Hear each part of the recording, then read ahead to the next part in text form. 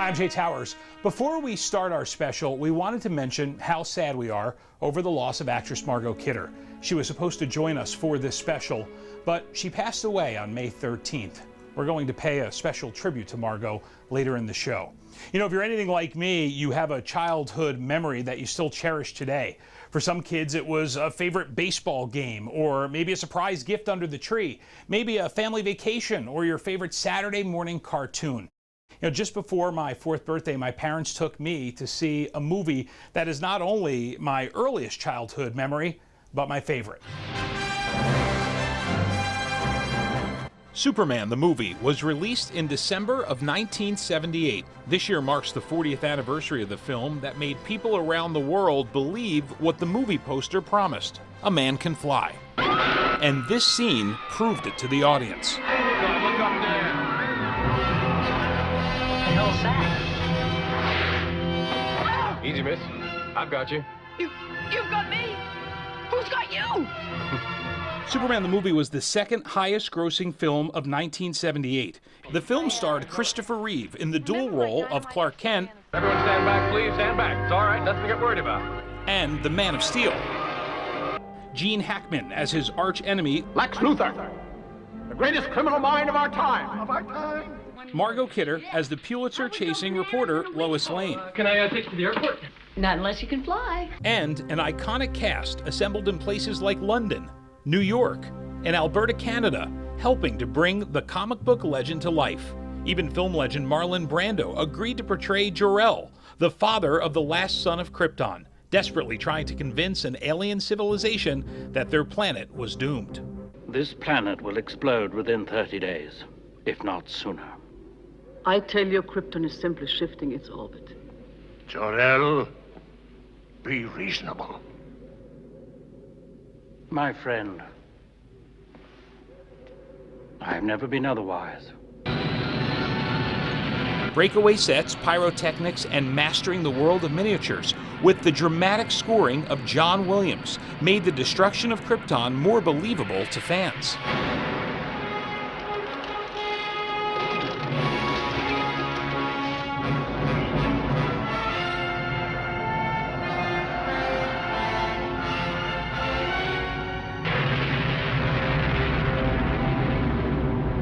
People around the world have known the story of Superman since 1938. He was created by 2 teenagers from Cleveland, Ohio, Jerry Siegel and Joel Shuster.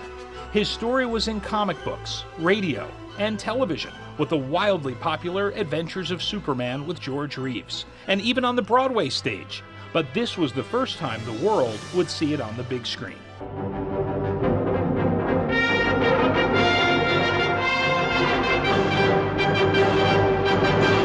Try it. Let's shoot one. The widescreen scenes were awe-inspiring, from the alien world of Krypton to the all-American wheat fields of Smallville. From the distant and icy location of the Fortress of Solitude to the bustling newsroom of the Daily Planet in Metropolis. A clever script with some nods to the secret powers of Superman made this movie so enjoyable to all audiences. I'm giving him the city beat. Chief, that's my beat.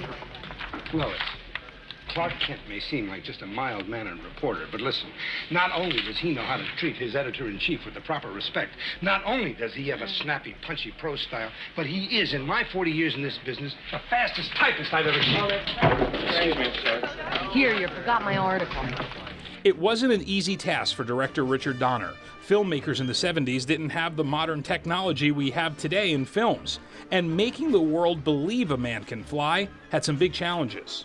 Richard Donner's biggest challenge initially was, how are we going to make this guy fly in a convincing way that had never been done before?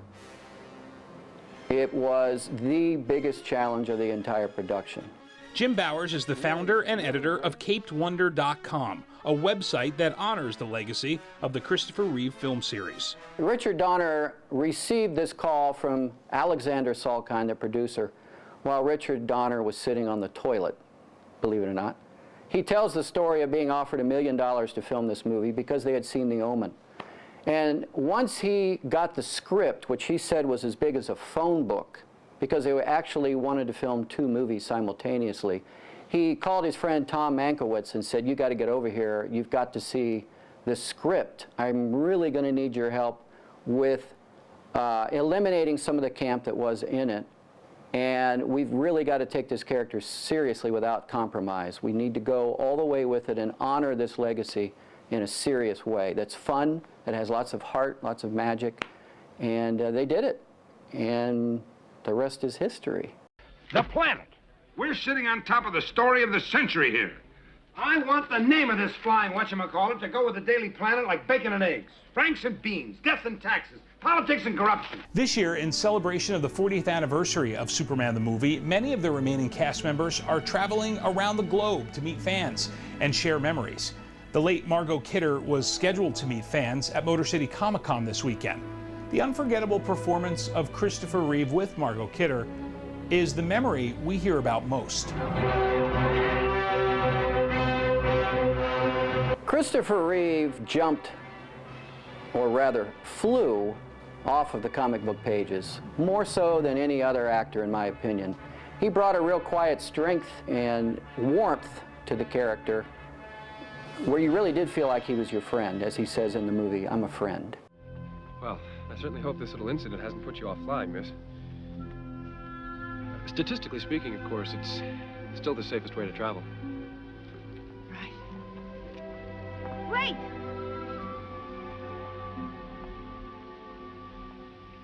Who are you? A friend.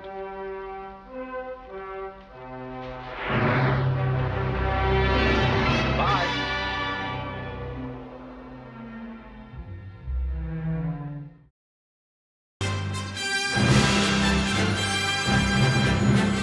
Welcome back to Superman the movie, celebrating 40 years. When you look at an office like mine, it's easy to make the assumption that I'm a pretty big fan of Superman the movie. For me, a room like this is less about collecting and more about connecting to a great childhood memory. It's nostalgia that keeps us young.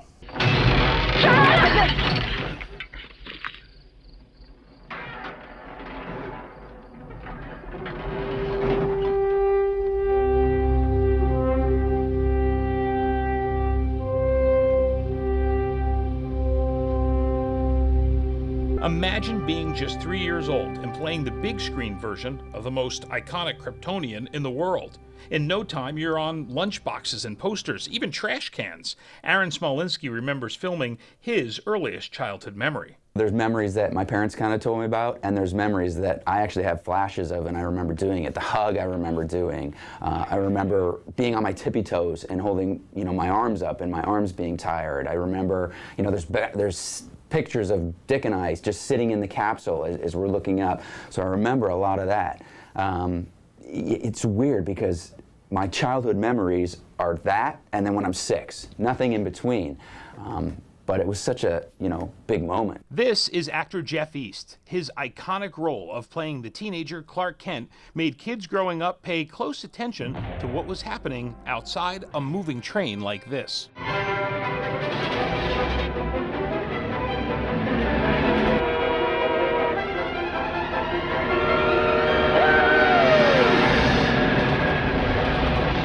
They'd never done this stunt before. They'd never done it before. And there was no such thing as CGI. So they put me on the crane. I had the harness on. They lift me up. They whip me around this racetrack for a while. And they can't seem to keep me from going like this. There was no steady motion. So Johnny T and the stunt coordinator, Vic Armstrong, said, let's go at a slow pace and pick it up and have his feet barely touching the ground. That'll give him stability and it will keep him from swaying, which it did. The problem was the wires, and they couldn't figure out how to stop from seeing the wires in all the dailies. So Peter McDonald went out, the director of photography, the camera operator, and he took his finger and he did this with the lens of the camera on the crane, and it covered the wires. I had a really good time creating the Fortress of Solitude and doing those scenes. The first thing they had me do was I walk around the corner and the reveal. When I turn around, I look right at it, and they reveal the whole thing. And we spent a whole month doing that stuff. It took forever. And I'd walk up the set, I'd walk down the set, I'd walk up the set, I'd walk down the set. We'd play with the crystal, we'd not play with the crystal. They'd light the set, they'd take 4 or 5 hours just to light the set. And we'd get 1 shot a day. That's why it took so long to make the film. Go ahead, shoot. Christopher Reeve, you know, he made it bigger. Yeah. He really made it bigger. I mean, and Chris is really Superman. I don't care, and I've seen all the films that have, you know, come after ours, and I've been rooting for maybe a Superman to come along and you know, take over the mantle, but it really hasn't happened. And the more I see the movies, the more I realize, I mean, to take over Chris's role as Superman, it may never happen. Check this out. This is a real mold of actor Jack O'Halloran. He played Non from Superman the movie. He was one of the terrible trio of villains that were banished to the Phantom Zone and then returned in Superman 2. Whose only means of expression are wanton violence and destruction. The extravaganza of the film was a mind blower for a lot of people. I mean, it was an eye-opener for Sarah, who never did a picture of that magnitude before. It was the first picture that Christopher Reeve ever did, you know. But the balance of the actors that were in it made it, you know, a rewarding situation. On the woman Ursa. For actress Sarah Douglas, fans today still want to connect with the villain they love to fear. Superman definitely was the iconic role that I didn't, when we made the movies all those years ago, I really wasn't aware of the impact of Ursa. They still want to arm wrestle me, they still want to have me kick butt. We've met baby Kal-El and teenage Clark Kent and came face to face with some iconic supervillains. But what about the love of Superman's life? That role went to actress Margot Kidder. She passed away this year. We pay special tribute to the world's Lois Lane next.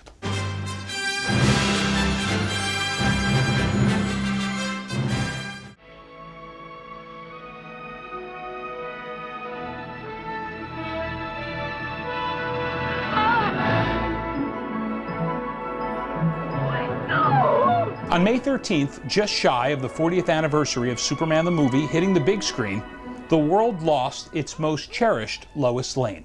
Margot Kidder was 69 years old and passed away at her home in Livingston, Montana. She was scheduled to be with us for this special and Motor City Comic-Con. Well, Margie was like a sister to me. She always stuck up for me if Hackman gave me trouble or Christopher gave me trouble. And there was a lot of that. There was a lot of egos involved.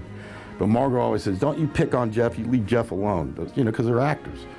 And we'd all have lunch together every day. And I got to know Margie. Her spirit was so connected with what she wanted to do and do to help people, to help her causes. And I really appreciated Margot, and I'm going to miss her. Margot was a friend for over 40 years. And I had a lot of time for Margot. You know, I had a lot of respect for her in a lot of ways. We were good friends from day one. And I mean, she could have called me and asked me for anything, and I would have been there for her. She was so kind to fans, and she was so kind to people. You know, she always took the time to say hello. She always took, especially children. You know, she related to everybody, and she was just, she was a magnanimous woman. I loved her. I really got to know her traveling around the country, and I watched and observed how wonderful she really was to me, but how wonderful she was and how much she appreciated her fans. And that was really who she was. She was just this caring, warm, wonderful, incredible human being that will be missed but remembered forever. Derek Maki has helped make fan dreams come true by connecting people all over the world with some of their favorite TV and film stars with the company he founded, Coolwater Productions. He's worked closest with Margot Kidder. Margot loved to meet fans because she wanted to give back to them. Margot's biggest part that she liked to do was talk to the kids. Kids were really a big deal to her. So anytime a kid came to the table, it's not that she would ignore the parents, but she would just say, and she'd talk to the kids. And if the parents tried to talk for them, she would go, no, I'm talking to the kids. Say your name again, you know. And she would get them to communicate with her. Then, of course, she would give time to the parents. And it would be very memorable. Anyone who's ever met Margot never had a bad experience, ever. Now. Ooh, nice. Front page Daily Planet. You know, we've met a lot of stars this weekend, but Margot Kidder is one of my favorites. And you know, when Margot was in my Detroit office looking at all my stuff, I think it was you that said, I may have a problem. Yeah, you're addicted to collecting. When you come out and do this and meet all these people and spend 3 days doing it, you are embracing history.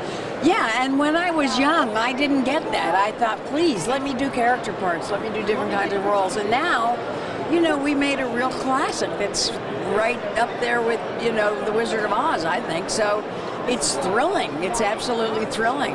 It's amazing the number of people who saw Superman as kids, and it was their first movie where they got right and wrong, and you know, you protect the children and the women, all that stuff. So it's really fun.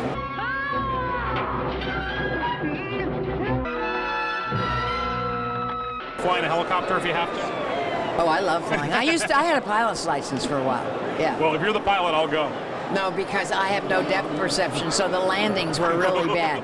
Boing, boing, boing. The great Margot Kidder. Thank you so much again. You're very welcome. Good to see you. I'll send it back to you. Back to you.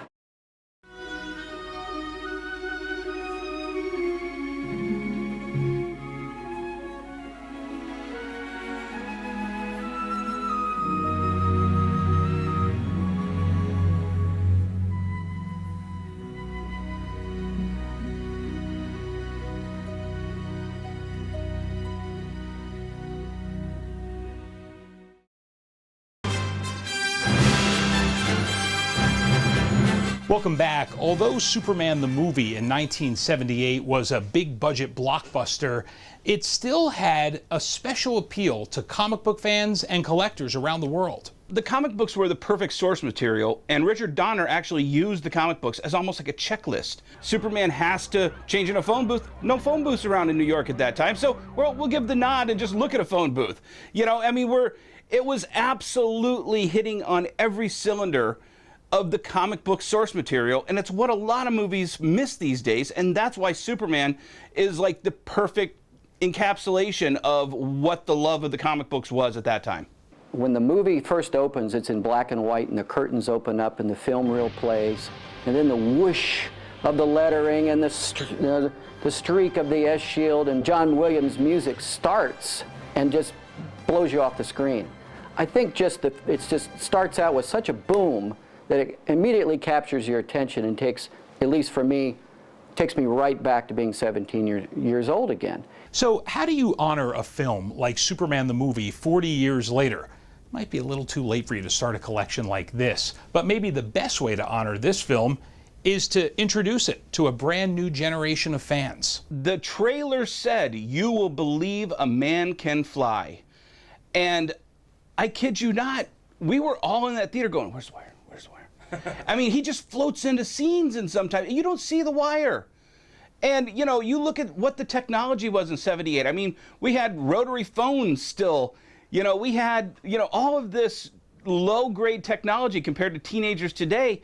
And you could see nothing that gave it away. You believed Christopher Reeve could fly. It was just magnanimous. I mean, it was just unbelievable how fluid it ran and the look.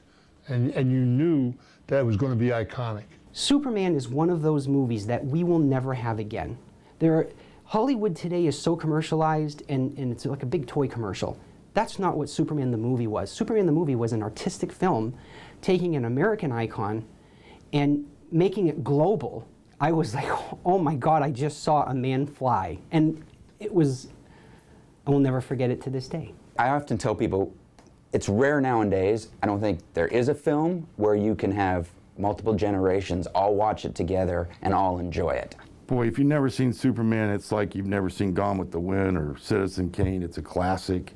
It was so well made. It's such a fun movie to watch, and it has a great story with verisimilitude. Fans love to meet the cast members from Superman the movie at comic book shows around the world. The fan base, the people that come to these conventions are the nicest group of people you can be around. I mean, there's a spirit that's not everywhere. It can only be found at these conventions.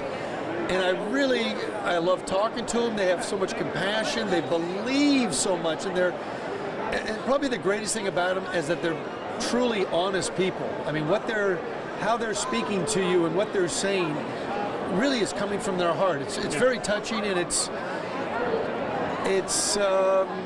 you can only find it here. So many movies have come out, obviously. So many superhero movies have come out since Superman the movie. Thanks to Superman the movie, they exist. This country is safe against Superman, thanks to you. No, sir. Don't thank me, Warden. We're all part of the same team. Night. Well, I hope you enjoyed our look back at Superman the movie, celebrating 40 years. eBay. You can meet some of the remaining cast this weekend in Detroit at Motor City Comic-Con. You can find that at the Suburban Collection Showplace in Novi. For Fox 2 News, I'm Jay Towers.